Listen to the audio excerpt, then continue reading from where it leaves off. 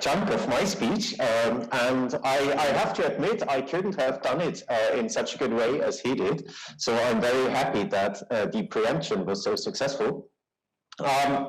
So I'm here to advocate or to explain the rationale of the Security Compact. That is just an idea that my former boss, Mr. Nico Popescu, who is now Foreign Minister of Moldova, when he was working at ECFR, and I tried to stick into the heads of European policymakers why they should care for the security apparatus and for security assistance to our immediate neighborhood countries. And unfortunately, a lot of the rationale we put forward back then strategically has been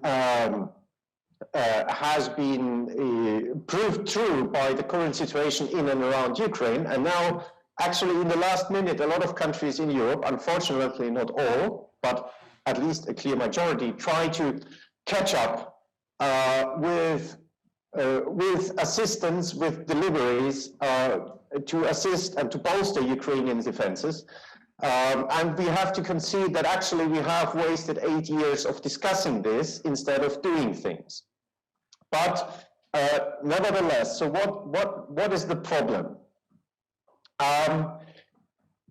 Our general idea was, or the general problem, each of the security sectors in the associated countries, so those that made a dedicated European choice, or dedicated Western choice, Ukraine, Moldova, and Georgia, faces problems in adapting to the needs of, as explained before, a kind of total defense concept. Because predominantly, any country that emerged from the Soviet Union is pretty bad equipped to do so. The Soviet system was centralized, it was top-down planning, it rested on, it didn't rest on local initiatives, on delegating competences, and it was a very compartmentalized system. So you had different pillars of administration of the political and party structures, and they tried to cooperate as little as possible, because usually that entangled risk for the personnel involved.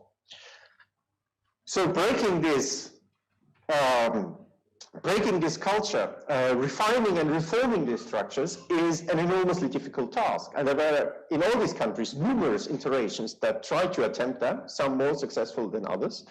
And there are still big holes to be covered. The problem is that also in the meantime, a lot of the assistance that NATO and the EU in the military field and in the security field were offering to these countries was more structured to our own needs than to the needs of the neighboring countries. That was participation in international missions, interoperability issues to send certain troops, for example, to Afghanistan or to Kosovo or to Mali. And I'm not saying that is generally a bad thing, because interoperability helps, and getting officers and getting military personnel in touch and acquainted to Western ways of tactical leadership, of operating alongside NATO allied forces is in itself a good thing. And it's in itself useful, but it doesn't solve the entirety of the equation. It doesn't solve the whole problem, because it does not touch amongst national security planning and emergency structures. It does not create interagency cooperation. And in the military field, a peacekeeping force operates under very different conditions than a military force that is deployed to deter an open military aggression by a superior military enemy. So we need to get more sort of customer-oriented in our defense systems, because the survival, and this is regardless of the NATO membership perspective or the EU membership perspective. The EU membership perspective, of course, is important. I understand that, but irrespective of when and where a decision of that is made, the survival of these countries as sovereign and independent countries is a key interest of all other European countries but Russia, independently from institutional arrangements. So what could the Europeans have offered? Training, education, both inside the partnership countries by refining curricula, by sending trainers to training and education facilities, both in intelligence, in the military sector, in the police, as well as admitting partner countries to, for example, the military Erasmus program within the EU that sends military officers from one army to the other, that gets each of us acquainted to how a German officer to the Polish army or a Polish military facility or a Finnish, etc. There you can learn how do these bodies deal with pretty much the same problems that actually we face. War games, tabletop exercises, especially to exercise the entire crisis response structure of partner countries. There are a lot of partner countries, so both Moldova, Georgia, and Ukraine, for example, have drafted new security doctrines, new security strategies, where they lay out how they want to deal with a threat if it emerges. The problem is a lot of these papers, state papers so far, and you need to train this, you need to train your way, you need to exercise your way you want or intend to respond to a crisis. And the best way of doing that is when you invite other countries who face similar problems, like, for example, Estonia, like, for example, Finland, like, for example, Sweden, and incorporate them into your exercises to make you aware of things you are actually not covering by your planning, or make you aware of solutions they have found to it. You might find good to solve your practical problems as well. Then, of course, military maneuvers and exercises that not train only peacekeeping scenarios, but hard, robust military defense issues. Especially here, I mean, we have a lot of armed forces that during the Cold War faced very similar problems of being a frontline state. And the solution to this, or how to train, how to organize your armed forces, how to deal with facing a superior conventional military enemy right at your border, they are not an enigma. They are there. And you can learn from these people. You can train together with these armed forces. Look at the Lithuanian, Polish, Ukrainian brigade, for example, where you have, at least pre-COVID, had a continuous schedule of exercises and common maneuvers. That was very helpful for the Ukrainians in that context. Cybersecurity partnerships. We have emerging cybersecurity structures across the EU that deal with rapid response, threat data exchange. The problem is they do not have a mandate to cooperate with external actors. So even if they, for example, as Ukraine is also a test lab for Russian cyber threats, and the Russians test cyber weapons first against Ukraine and then against EU member states, actually they would love to cooperate with Ukrainian cyber defense structures. They do not have a mandate to do so. Also, even for our defense preparations, that would be an advisable thing. Then the issue of intelligence cooperation in exchange for reform of the intelligence sector. So both in Georgia and in Ukraine and in Moldova, intelligence reform is a very tricky thing, and it has been postponed over and over. In Ukraine, actually, over the last years, quite some things have happened. In the legal phase, the laws need to be implemented. But one big incentive, especially if you look into Ukraine, why intelligence reform has happened over the past years, was that it was a condition for intelligence cooperation with particularly US and British counterparts. And their intelligence is crucial for the Ukrainians to assess what is going on beyond their borders and beyond sort of the neighborhood they can, with their technical means and with their abilities and capabilities, observe.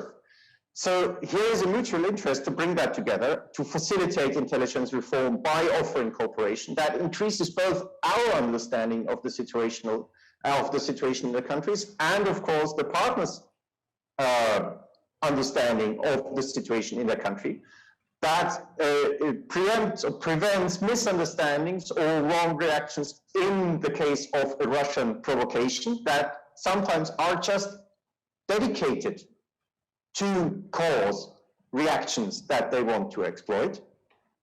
And of course, that increases the security of the partner countries. And last but not least, the delivery of military hardware and defense industrial cooperation to modernize military equipment that is in place in these countries. And now if you look at the most recent UK-Polish Ukrainian Defense Cooperation Agreement, actually it's exactly that. The Brits have, since 2019, especially in the field of the Navy, started to modernize Ukrainian naval infrastructure, naval training, very good initiatives. I'd love to have other countries joining that.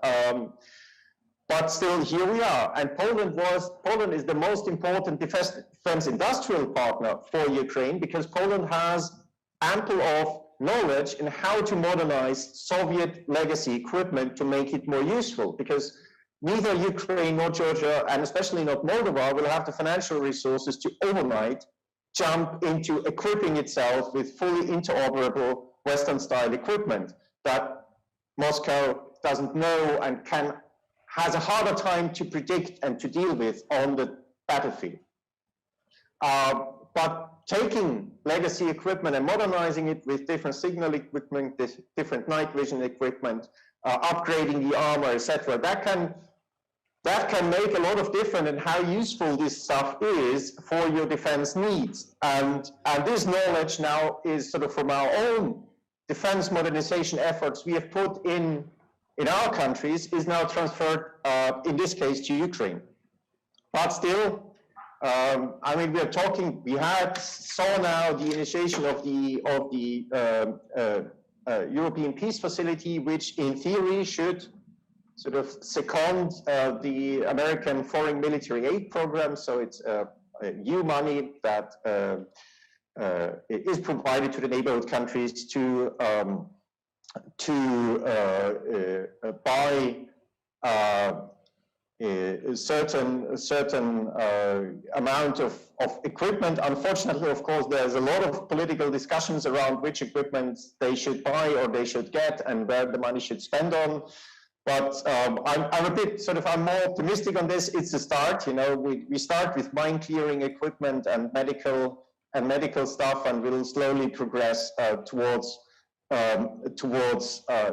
other things, because, and that's also a lesson from this crisis and from the situation we see happening around Ukraine. Even if some of the deliveries of lethal aid are of course not changing the situation for Ukraine on the battlefield, there are important signals, because each of these lethal aid deliveries, as small and unspectacular they might seem, require clearance in Parliament. And a Parliament that clears lethal aid to Ukraine signals to the Russians that probably this Parliament will have no problem discussing pretty harsh sanctions in case you invade. So if you want to make your sanctions threat credible, even a minor treat in a military field is a pretty good signal. Unfortunately, of course, this is not yet, especially in Europe, not yet cast in a coherent language, in a coherent strategic vision, in a coherent communication vis-a-vis Moscow that would actually sort of make this not appear as only the sum of all parts, but how should I coin it? A kind of awakening or rising up to the challenge. You know, you learn with the problems, and with that, I leave it for the discussion. I guess there will be plenty of it, and thank you very much for listening. Gressel, thank you very much. It was really